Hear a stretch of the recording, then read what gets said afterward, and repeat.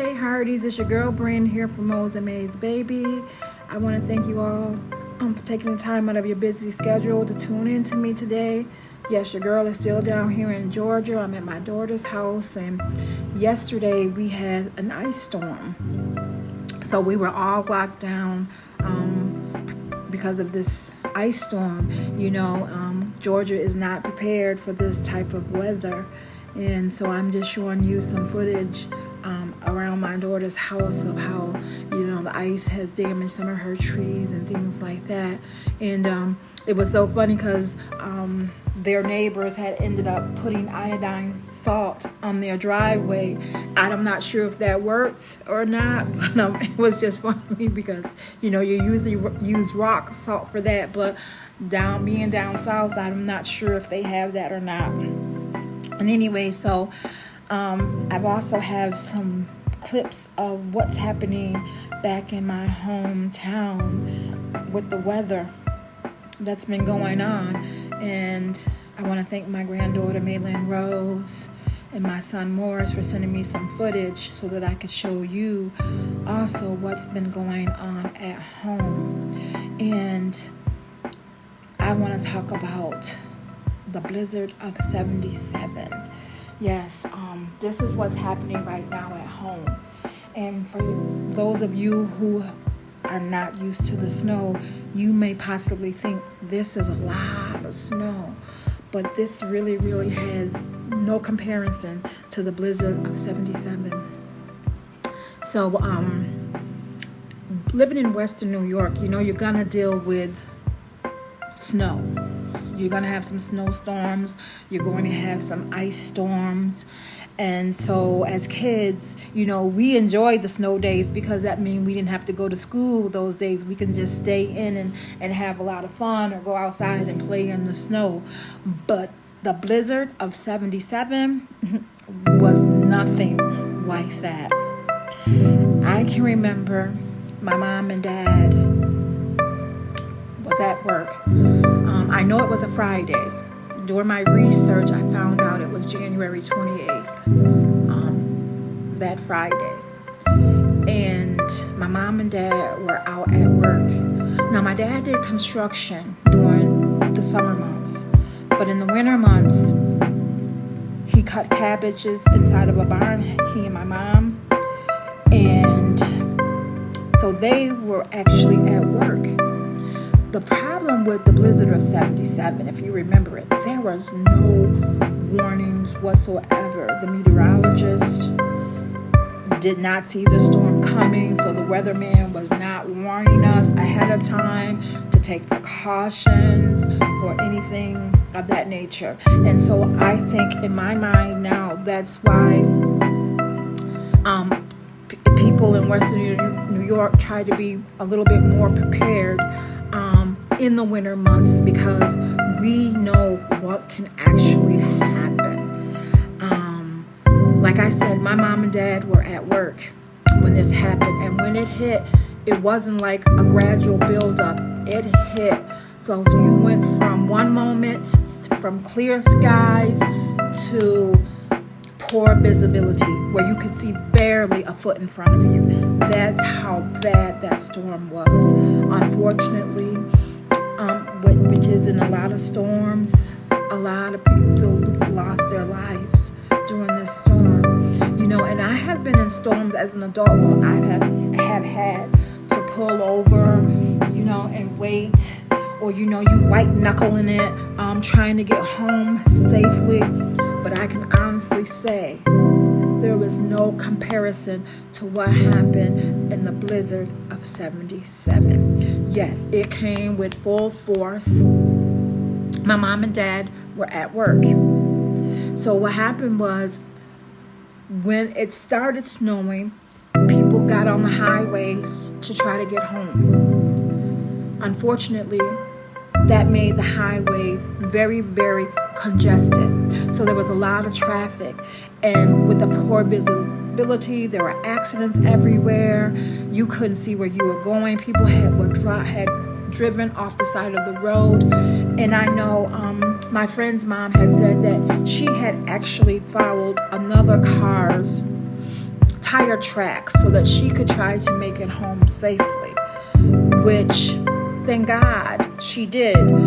But people had also followed that that trail onto the side of the road, into the ditch. But she was actually able to get behind the policemen, and they kind of guided her the rest of the way home safely. Unfortunately, during this time, there were no cell phones. Phone lines were down. So I had no idea where my mother and father were, if they were safe, if they were still alive. I had no idea. And at this time, I was 11 years old. I was not home alone, thank God, because like I said, I am the youngest of the 10 children. A lot of my siblings were gone anyways at this time, but I was not home alone. And I think after the 4th day, my father ended up walking home. And when he got home, he had been frostbitten. Some people had let them take shelter in the barn, along with other people who had been stranded on the side of the road as well. Now, my best friend Teresa, her mom said her mom had got stuck at work too. Her mom was only working like 15 minutes away from the home, and she was not able to get home. She actually said her mom was gone for a full week before she could actually make it home. That's how devastating this storm was. So like after the 4th day, my dad actually made it home. And my brothers, they took blankets and stuff like that and really bundled themselves up really well. And they left walking to get my mom. But before they could even do that, they had to be able to get out of the house, because you just didn't open your door and walk outside. It was full of snow in the doorway. So they had to go upstairs and get out of the 2nd floor windows and shovel, make paths so that we were able to get in and out of the house. And that was just excruciating. I didn't have to do any of that because, like I said, I was just a child. But not knowing where my mom and my dad were for that period, those 4 days, was sickening to me.